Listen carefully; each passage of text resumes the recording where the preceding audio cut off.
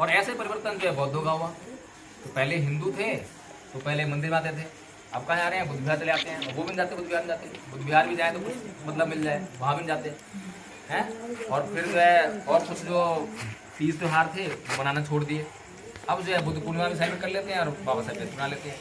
इतने तो अंतर हुआ। तो इस अंतर से हमारे जीवन में क्या बदलाव आ रहा है? कोई बदलाव आ रहा है क्या? आए। तो धर्म का परिवर्तन आखिर है क्या, ये हमने समझा ही नहीं। धर्म का परिवर्तन होता है स्वभाव का परिवर्तन। अगर हमारे स्वभाव में कोई परिवर्तन नहीं हो रहा है, हम जैसे हिंदू धर्म में गुस्सा करते थे और उतने ही गुस्सा हम बौद्ध बन के भी करते हैं, तो काय के बौद्ध और काय का परिवर्तन?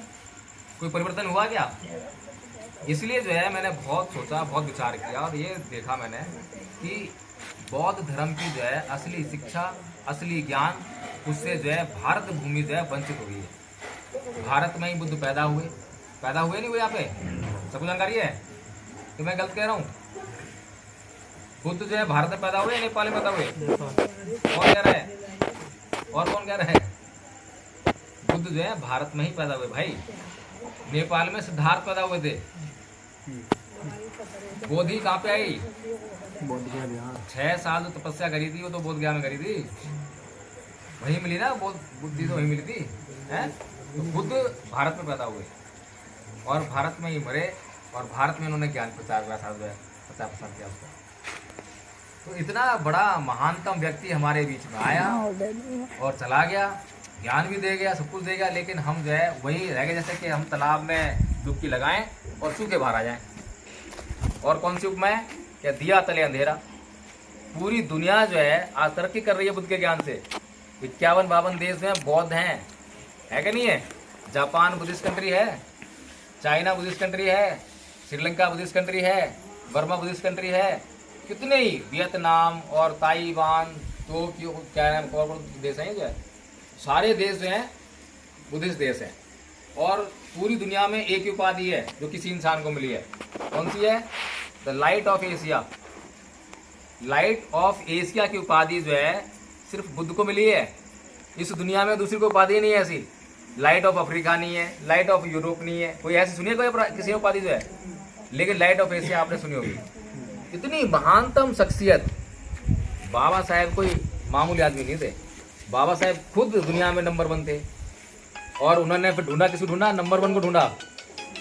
सम्राट अशोक नंबर 1 थे कि नहीं? सम्राट जो है ये सिकंदर था। हमें तो सिकंदरी पढ़ाया जाता है क्योंकि जो पढ़ाएगा वो पढ़ेंगे ना हम जो है। सरकार ने पढ़ाया क्या? सिकंदर जो है, क्या कहते हैं उसको? सिकंदर महान। सिकंदर महान। लेकिन कभी ये नहीं बताया क्या सम्राट अशोक महान। सिकंदर ने छोटी सी भूमि जीती और उसको बोल दिया सिकंदर महान। और सम्राट अशोक ने तलवार त्यागने के बाद अपने साम्राज्य का विस्तार किया। अब महान कौन सा?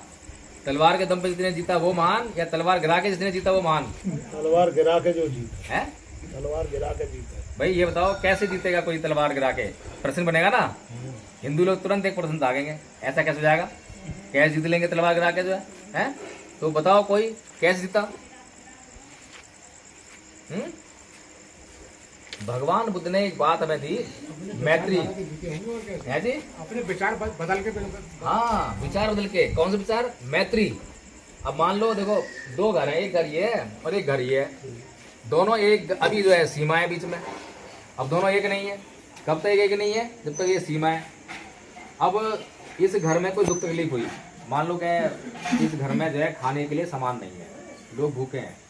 इस घर में जो सामान है खाने का, तो जैसे ही मालूम पड़ा कि उसमें सामान नहीं है, ये सामान लेकर वहां पहुंच गए, चलो भी खाना खाओ। जब इस घर में तकलीफ आई तो वो उस तकलीफ दूर करने के लिए तुरंत आ गए, उस सामान है उसके पास। तो इनके पास जो साधन है, उनके पास जो साधन है, एक दूसरे प्रयोग में ला रहे हैं। जब एक दूसरे प्रयोग में ला रहे हैं तो सीमा का मतलब क्या रह गया? कुछ रह गया क्या? जब मर्जी आओ जी, जब मर्जी जाओ, घर भी खुले हैं, दरवाजे भी खुले हैं, ऐसे सीमाएं बदली थी। जब सम्राट अशोक थे, दूसरे राजाओं के लिए हमेशा दया के भाव से, मैत्री भाव से, करुणा के भाव तैयार थे। लो जी साटा, हमारे पास ये है, तुम्हारे पास ये, तुम ले आओ, तुम ये ले जाओ, जब मर्जी आओ, जब मर्जी जाओ, हो गई सीमा समाप्त। अब बताओ कितना आसान तरीका है। और पूरी दुनिया में शांति फैल रही थी या अशांति फैल रही थी? युद्ध हो रहे थे, कोई युद्ध खत्म हो रहे थे। यही एक ऐसा रास्ता है जिससे समाज सुखी हो सकता है। लेकिन कुछ करप्ट माइंड के लोग, दूषित मानसिकता के लोग जो उसके बाद आए और जो क्रांति बुद्ध ने की थी, उस क्रांति को जो सम्राट अशोक ने आगे बढ़ाया था, उसके ऊपर प्रति क्रांति कर डाली, काउंटर रिवॉल्यूशन कर दिया, उसको दबाने का काम कर। और उसके बाद जो है बौद्ध धर्म जो है धीरे धीरे धीरे धीरे यहाँ से ऐसा लगा जैसे था ही नहीं यहाँ पे जो है। और बाबा साहेब ने बड़ा अध्ययन करा, बड़ी जांच करी, बड़ी खोजबीन करी और फिर ये निष्कर्ष पहुंचे कि भाई इस भारत का असली धर्म तो बौद्ध धर्म है। और कितना बड़ा धर्म है बौद्ध धर्म यहाँ भारत का, जहाँ से तुम खुदाई करोगे वहीं से बुद्ध की मूर्ति निकलते हैं। आज तक किसी ने खुदाई में कोई दूसरी मूर्ति निकलते हुए देखी है क्या? आप जो है आर्कोलॉजिकल सर्वे ऑफ इंडिया है, उसकी जो किताबें हैं उसको पढ़ो, साइट पे जाके देखो क्या उसने जहाँ जहाँ खुदाई करी है उसमें अगर कुछ निकला है तो उसमें क्या निकला है। कभी मथुरा के म्यूजियम चले आना, मथुरा में म्यूजियम है, सरकारी म्यूजियम, वहां चले आना, वहां पूरे म्यूजियम में जो है बुद्ध की मूर्ति के अलावा दूसरी मूर्ति कोई नहीं है। अब बताओ मथुरा क्या के लिए प्रसिद्ध है? मथुरा, वृंदावन, गोवर्धन है, मूर्ति की निकलनी चाहिए वहाँ पे है। और वो म्यूजियम में मूर्ति किसी निकल रही है? बुद्ध की। तुम कहीं भी चले जाओ, सारनाथ चले जाओ, गया चले जाओ और नालंदा चले जाओ, जमीन खुदाई नहीं हो रही है, खुदाई बंद करी सरकार ने, डर के मारे जाए। सरकार डर गई इस बात से कि अगर ये दुनिया को मालूम पड़ गया तो दुनिया को मालूम पड़ रहा है। और सारी खुदाई जितनी करी है ना, वो सारी खुदाई अंग्रेजों ने करी है। लॉर्ड कनिंघम जो बोध गया मंदिर था, इतना विशाल का मंदिर, पत्थर का बना हुआ है और पूरा जो है जमीन से उसे मिट्टी से ढक दिया था ब्राह्मणों ने। और एक जो है पुरोहित जो है वहाँ बैठ के थोड़ा सा वो छोटी सी निकलती थी उसकी जो है मंदिर की, और वहाँ पे पूजा करवाता था, वो जो है ब्राह्मणी कर्मकांड करवाता था। तो वहाँ जो है यहाँ पे आया था एक यात्री फाइयान, और उसने किताब लिखी थी, और 3 यात्री, और उसने उस किताब में लिखा कि यहाँ से इस दिशा में इतने किलोमीटर जाओगे तो यहाँ पे बुद्ध मंदिर है जो कि सम्राट अशोक ने बनवाया है। अब वो लॉर्ड कनिंघम जो है कई बार आए वहाँ, जो देख के जाए, यहाँ तो कुछ है नहीं। कई बार उसने बोला भाई पॉइंट तो यही है, जगह तो यही है, लेकिन दिखाई दिया। उसने फिर दिखाई दी छोटी सी जो है कुछ है, यहाँ खुदाई करनी चाहिए। तो वो जो पुरोहित था वहाँ पे जो है महंत, उससे उसने बोला कि भाई यहाँ पे ऐसे ऐसे मंदिर है खुदाई, तो उन्होंने उसको मार पीट के भगा दिया। फिर वो कलकत्ता में सुप्रीम कोर्ट था, वहाँ गया, वहाँ से आदेश लेकर आया, कुछ पैसे भी लेकर आया, तो वहाँ खुदाई शुरू करवाई। आदेश लेने के बाद, फौज लेने के आने के बाद, और जब खुदाई में पूरा का पूरा मंदिर, कभी जाओ बोध गया जो है, देखो कितना विशाल मंदिर जो है, एक मंदिर नहीं, मंदिरों की बहुत श्रृंखला है वहाँ जो है, तो पूरा का पूरा मंदिर जमीन से निकाला, कितना बड़ा महान काम करा। लेकिन अंग्रेजों को आपके लिए जो बताया जाता है कि वो आपके दुश्मन थे, असली दुश्मन को तो हम भूल गए, और जो नकली दुश्मन है, जो हमारा दोस्त बन के आया था इस देश में जो है, हमने उसको दुश्मन मान लिया, क्योंकि किताब पर आया ही गया। अगर अंग्रेज यहाँ पर नहीं आते तो ज्योतिबा फूले को पढ़ने का मौका नहीं मिलता, और ज्योतिबा फूले को पढ़ने का मौका नहीं मिलता तो बाबा साहेब कभी पढ़ नहीं पाते, और अगर बाबा साहेब नहीं पढ़ पाते तो संविधान नहीं मिलता तुम्हें। और आज ऐसे नहीं घूम रहे होते, इतने आराम से हम बातचीत नहीं कर रहे होते। फिर हमने आज की डेट में जो हमें संविधान में अधिकार मिले थे, अपने ही हाथों से वो गवा दिए, किसी न किसी लालच में आके, किसी न किसी लालच में आके गवा दिए। और आज जो है ऐसी हालत बन गई है कि आप वोट दे रहे हो, क्या नाम है, अपने आदमी को, और वोट जा रहा है दूसरे आदमी को। और सुनने में तो यहाँ तक आया है कि छतारी का हमारा जो अभी चुनाव हुए, यहाँ पे वो प्रत्याशी जीत गया था, लेकिन उसके बेटे को मतलब लेकर जो धमकी दी उसको, क्या तेरा बेटा चाहिए या चुनाव जीत चाहिए, तो उसने सरेंडर कर दिया। गुंडागर्दी भी आ गई है, क्योंकि डीएम को पावर होती है ना डिक्लेयर करने की, जो है जिसको डिक्लेयर कर दिया, साइन कर दिया, खत्म बात। एडमिशन कब्जा कर लिया, वोटिंग मशीन कब्जे में कर लिया, बताओ कैसे लड़ोगे। जो हमारे को इतने आराम का जो मामला दिया था, सिस्टम दिया था बना के, कि केवल वोट की ताकत से आप जो है व्यवस्था को बदल सकते हो, वो हमने अपने ही हाथों से दुश्मन के हाथ में दिए दी है।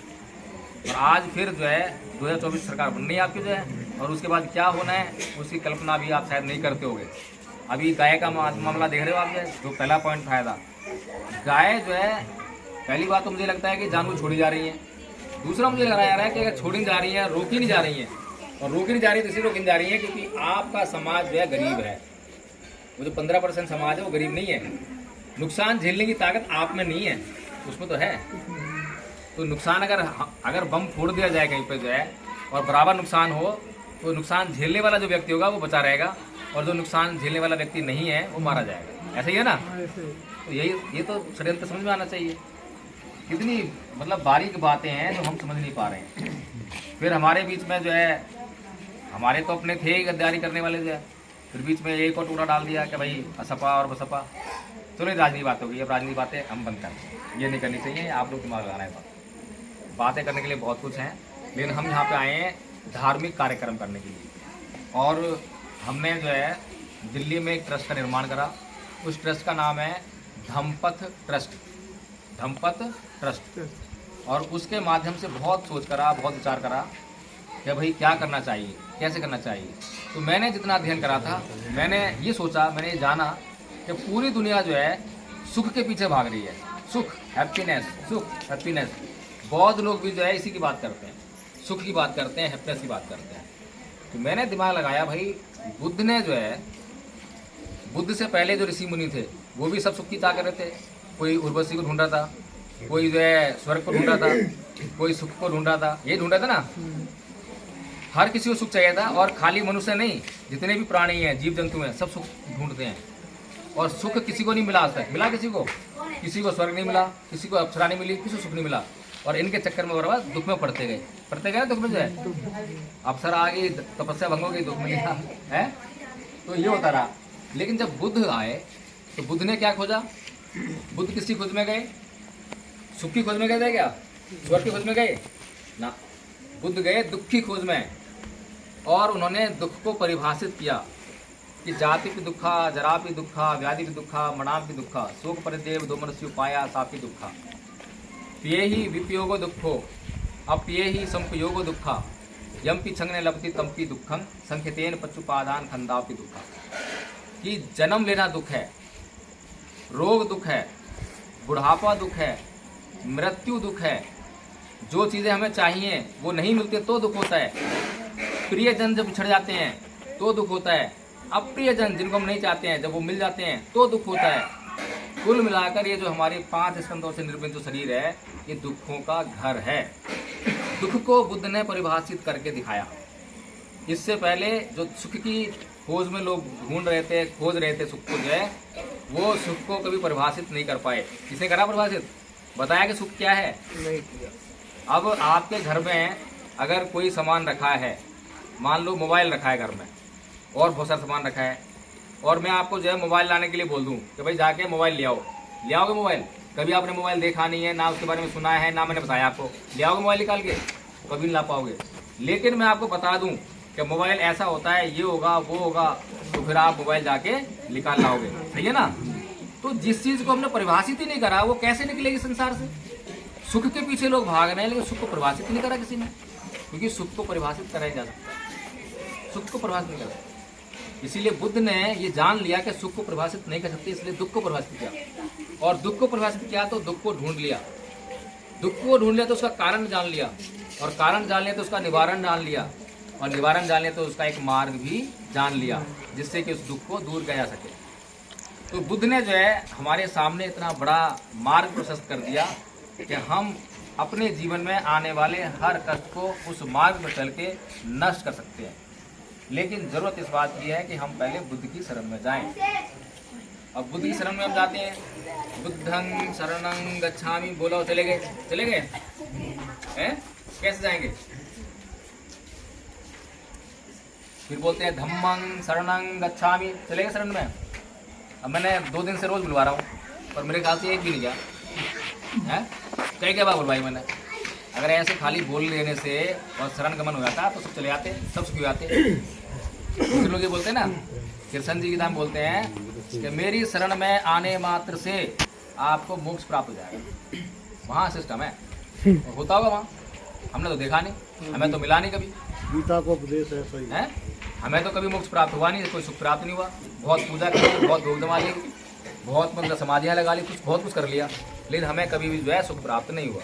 हमारे दुख नहीं कटे, दुख कटेंगे दुख को काटने से। तो बुद्ध ने जो हमें मार्ग दिया, और बुद्धं शरणं गच्छामि जब बोलते हैं तो उसका मतलब ये है कि हम बोधि की शरण में जाएं। बोधि मतलब जिसको बुद्ध ने प्राप्त किया, जिसको प्राप्त करने के बाद सिद्धार्थ जो है बुद्ध बन गए। बुद्ध जब बन गए तो बुद्ध कौन होता है? जिसके पास प्रज्ञा का उदय हो गया हो। प्रज्ञा क्या है?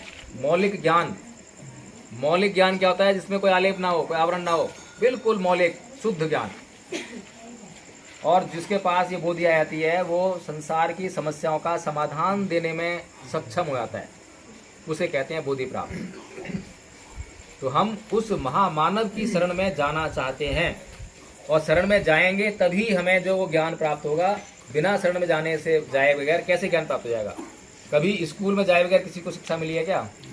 स्कूल में भीतर जाना पड़ता है, रेसे कराना पड़ता है, जब तक चलती है। तो ऐसे ही पहले बुद्ध को हम जानें, जांच करें क्या बुद्ध के पास वो ज्ञान है कि नहीं है, हमारे दुखों का कुछ उपाय है कि नहीं है। जब हम ये जान जाएं तो फिर पूरी तरह से समर्पित हो जाएं, श्रद्धा लेकर आएँ।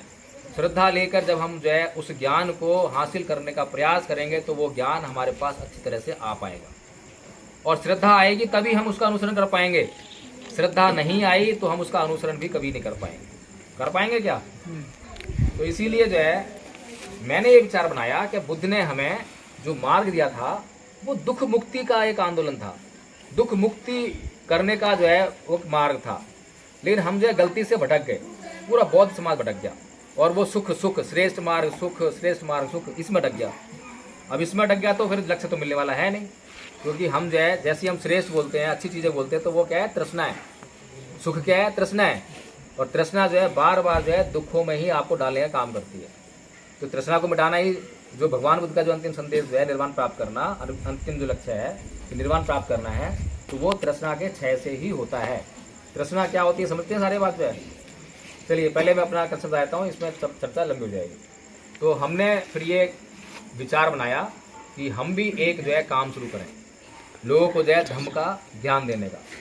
तो हमने उसको नाम दिया विश्व अशांति निवारण अभियान। कैसा नाम है? विश्व अशांति निवारण अभियान। बताओ कैसा नाम है? आज तक सुना है किसी ने ऐसा नाम? आपने कौन से नाम सुनोगे? विश्व शांति अभियान, विश्व शांति की वो क्या नाम, बहुत ही नाम सुनोगे हैं। विश्व शांति केंद्र, शांति शांति शांति सुनोगे। अशांति शब्द सुना है कभी? और हमने क्या लिया? अशांति शब्द लिया। और क्या बोला? अशांति निवारण, क्या अशांति को निवारण करना है नहीं? बुद्ध का मार्ग है कि नहीं है? बुद्ध की बात है कि नहीं है? बिल्कुल मौलिक रूप से बुद्ध की बात को लेकर चलने का काम करने का प्रयास करना। अब ये काम तो शुरू कर दिया, तो हमने कहीं थोड़ा सा कुछ समाज में जो है चेतना जगाने के लिए कुछ मैटर भी होना चाहिए। तो हमने कहा भी 5 लाख झंडे लगाएंगे भारत में, ताकि लोग सोचने मजबूर हो भाई कौन आदमी है जो 5 झंडे लगाएंगे, पंछी झंडे लगाएंगे हैं। तो इस तरह से हमने जो है ये अभियान की शुरुआत करने की विचार किया। ट्रस्ट बना ली। उस ट्रस्ट में 32-33 ट्रस्टी भी बन गए, जो कि इंग्लैंड से भी हमारे पास ट्रस्टी हैं, भारत के विभिन्न कोनों से ट्रस्टी हैं। कोई छोटा मोटा ट्रस्ट नहीं है, बड़ा ट्रस्ट बन गया है। और फंड भी आने लगा है इसमें, और उस फंड के माध्यम से यहाँ कार्यक्रम होने जा रहा है 4 तारीख को। और फिर विषय ये आया कि इस अभियान की जो है शुरुआत कहाँ से करें, है जी? इस अभियान की शुरुआत कहाँ से करें? थोड़ा सा टाइम हमें भी दे दो। तो क्योंकि मैं इस ट्रस्ट का चेयरमैन हूँ, मैंने इस ट्रस्ट की स्थापना करी, इस ट्रस्ट का सेटलर हूँ मैं जो है। तो मैंने ये विचार किया, बहुत मेरे पास जो है अगर मैं दिल्ली में करता या कहीं और जगह करता तो बहुत साधन खट जाते, इतनी मेरे को दिक्कत नहीं होती। अब यहाँ 150 किलोमीटर आना जाना बड़ी समस्या है मेरे लिए। तो मैंने ये देखा कि भाई मैंने जो है जहाँ पे जन्म लिया, मेरी मातृभूमि, उसका तो कर्ज होता ही है किसी के ऊपर, मेरे ऊपर भी कर्ज था। अब मैं पढ़ लिख के वकील बन गया, वकालत मैंने की, राजनीति भी करी, बहुत काम करे, और आज जो है पूरे देश में अच्छा खासा नाम भी है, मेरा भी नाम है, और जो हमारी मैडम है नीलम बौद्ध, उनका भी नाम है, खूब नाम है, नाम की दिक्कत नहीं है। लेकिन वो कर्ज बाकी था। तो हमने सोचा कि हम जो है पढ़ रहे हैं, लिखाई करने के बाद, वकील बनने के बाद धन नहीं कमा पाए। अगर धन कमाया था तो धन से सहायता करते अपने गांव की, यहाँ कुछ लाइब्रेरी बनाते, कुछ बच्चों को शिक्षा में हेल्प करते, उनकी फीस भरते किसी की जो है, तो कब से कुछ कर चुकता। तो हम वो तो कर नहीं सकते थे। इसलिए हमने सोचा कि जब हम इतना बड़ा काम करने जा रहे हैं विश्व लेवल का जो है, तो हम इसकी शुरुआत जो है अपने गाँव से क्यों ना करें। इसलिए ये जो अभियान है इसकी शुरुआत जो है इस गाँव से हो रही है। और अगर ये अभियान जो है विश्व स्तर का बन गया तो ये गांव जो है विश्व में अपनी पहचान बना लेगा। बताओ बड़ा काम छोटा काम है? अगर ये प्रोग्राम हमारा सफल हो गया और इसके बाद हम इस प्रोग्राम को लगातार आगे लेके चलते गए, लोग हमसे जुड़ते गए, लोग हमें मिलते गए और ये हमने पूरे भारत में शांति सुख स्थापित कर दिया। विदेशों में भी हमारा फिर कारवा जाएगा, विदेशों में नाम गूंजेगा कि भाई कौन है जिसके कारण भारत में शांति पैदा हुई। तो नाम कहाँ से आएगा कि भाई इस ट्रस्ट की जो शुरुआत हुई थी, इसके अभियान की जो शुरुआत हुई थी, वो हिसोटी गाँव से शुरुआत हुई थी। होगा कि नहीं होगा नाम? तो मैंने तो अपना काम पूरा किया। मुझे महसूस हुआ कि मेरे ऊपर जो है मेरी मातृभूमि का कर्ज है जो अदा करना बाकी है। अगर आप लोगों को भी महसूस होता हो, ये आप भी तो यही जन्म लिया है हैं? तो अगर आप लोगों को भी महसूस होता हो तो फिर जो है जो मैं काम करने जा रहा हूँ उसको अच्छी तरह से जांच करें, समझें और उसमें सहयोग जो भी कर सके सहयोग है उसमें सहयोग करने का प्रयास है। तो करेंगे नहीं करेंगे ना? वो तो खत्म हो गए मास्टर जी। मैं उनका बड़ा लड़का।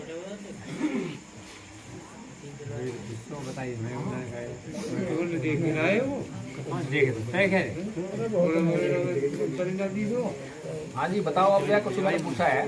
ओए भवन भी बंद साथ दोगे नहीं दोगे?